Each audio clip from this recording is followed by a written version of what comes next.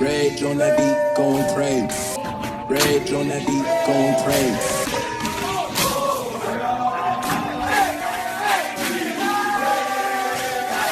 Thanks again for watching Your Eyes on Texas channel. I'm your host, AK, and I'm back here with another video for you today. Back here with another video with you almost every single day, talking about college football and the Texas Longhorns in particular. And today I'm talking about my favorite topic in the 2022 class, gunslinger from South Lake Carroll, Texas, and newly snipped mullet, Quinn Ewers, who recently, this past Friday, held his own personal throw-in session to 3 4-star prospects in the 2022 class.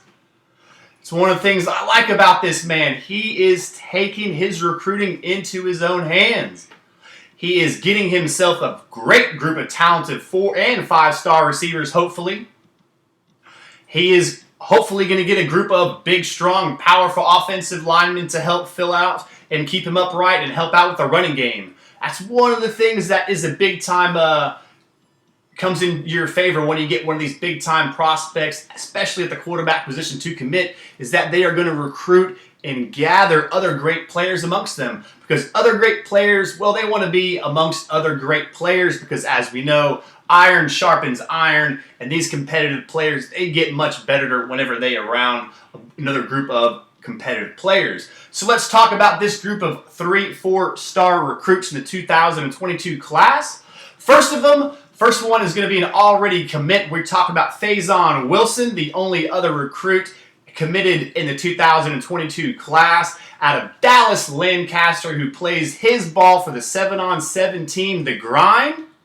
Not much tape on young Wilson, as much of it is going to be on the 7-on-7, where he plays with future hopeful for the 2021 class, Tron Jackson, who's going to be a very physical 6'2" wide receiver of his own. But whenever compared to the two, whenever you see these two athletes stand side by side, you do see the physical size and the specimen that young Faizon Wilson is, even standing next to another 4-star, older, talented wide receiver. So very impressed with Faizon Wilson. Another wide receiver out of this group of 3, a burner and one of the fastest player in the 2022 class and at the wide receiver position at all. Of course, I'm talking about Evan Stewart from Liberty High School, who's going to be ranked the number 64th recruit in all of the 2022 class, a 4-star, as I did aforementioned, 6 foot tall, 175 pounds. And whenever you are a burner like Evan Stewart, you're used to getting balls underthrown. And I'm told that is not what happened in this private throw-in session, as Quinn Ewers was throwing bombs, just dropping 50-yard babies to Evan Stewart. And of course, he was happy. So hopefully those beautiful babies, those 50-yard bombs that Evan Stewart was catching from Quinn Ewers will sway him in his 2022 precision. Hopefully so. So let's also talk about Armani Winfield, a wide receiver that's not quite known so much to the Texas recruiting trail. He's going to be a 6'2", 180-pound wide receiver from Lewisville, Texas. A very smooth and very natural route runner and athlete, period. I believe that he looks, the way he runs routes, that he looks that he was put on this earth simply to play the wide receiver position. Not quite the burner and not quite the size of Phaizon, but he is a very natural athlete, and he has progressed very well throughout his high school career. He is a recent crystal ball, I do believe. Much of his time, he has been 100% to OU, but ever since the recruitment and commitment of young Quinn Ewers, I do believe that is when that crystal ball did in fact change. So talking about Quinn Ewers, talking about him bringing in other people, so hopefully this will not be the only throwing session. Hopefully this will not be the only group of others that Quinn Ewers is recruiting, trying to gather to help fill out his class. And speaking of classes, and speaking of others that are already on the 40 acres here at the university in Texas, they're in pads, they're grinding, and they're working hard for us, working hard for you, because you know that everyone else in the Big 12 is going to be scared of the Texas Longhorns in 2020. So I got some scrimmage notes here for you. Tom Herman said the offense definitely won this weekend's scrimmage. The first scrimmage was won by the defense, as normally it does tend to be, as the offense is definitely going to be a more precision, more timing of a functionality. So the defense does generally seem to win an offense. The defense does seem to progress early in camps and such like that. So that's not much of a big surprise. The wide receivers did have a bit of a light day in this workout, in this scrimmage that was held over this past weekend. Mainly, the offense was in 2 tight end, 1 running back set, so they were more giving the wide receivers a break.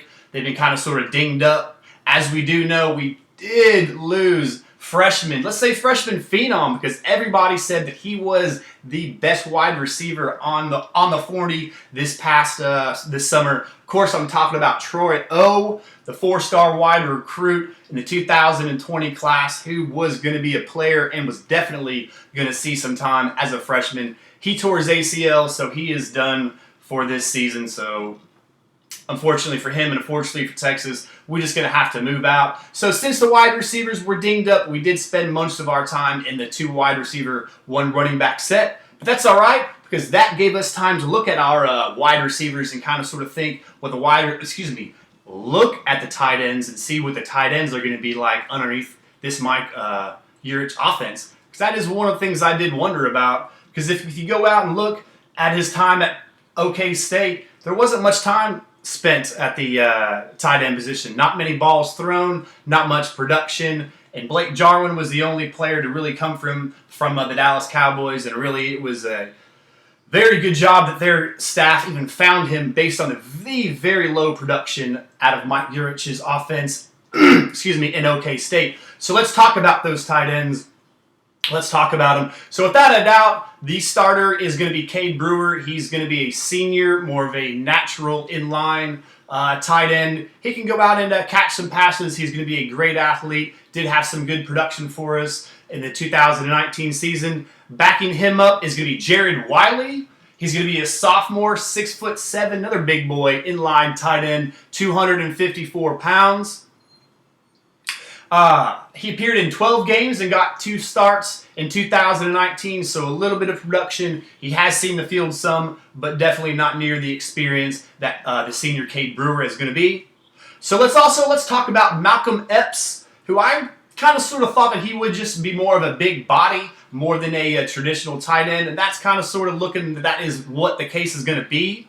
So talk about Malcolm Epps, the 6'6", 244 split end, let's call him. He's been working more flexed out in the slot, not quite so much in line. So when I think of Epps, I think of him more of a big body mismatch rather than a true tight end. I'm thinking maybe that's what Mike Yurich will see him as well. But hopefully everybody will most definitely stay healthy throughout camp. I look forward to telling you more nuggets. I look forward to telling you more stuff about recruitment. As you do know, we did just get recently the new commit from Austin High School. Of course, I'm talking about Charles. Very excited about him ever since we lost the decommitment from Jalen Monroe. Helped filling out this 2021 recruiting class. With that being said, I'm very happy about this. I'm very happy about this weekend, what I have to report here. Good stuff happening for this on the scrimmage. Good tight end work. Not so good that the wide receivers are banged up, but it's good that they're getting some rest, and we do get to see what the tight end position is going to look like in the 2020 season. What is your hearts? What is your prayers? Keep your head in a swivel and your eyes on Texas. Hook 'em up.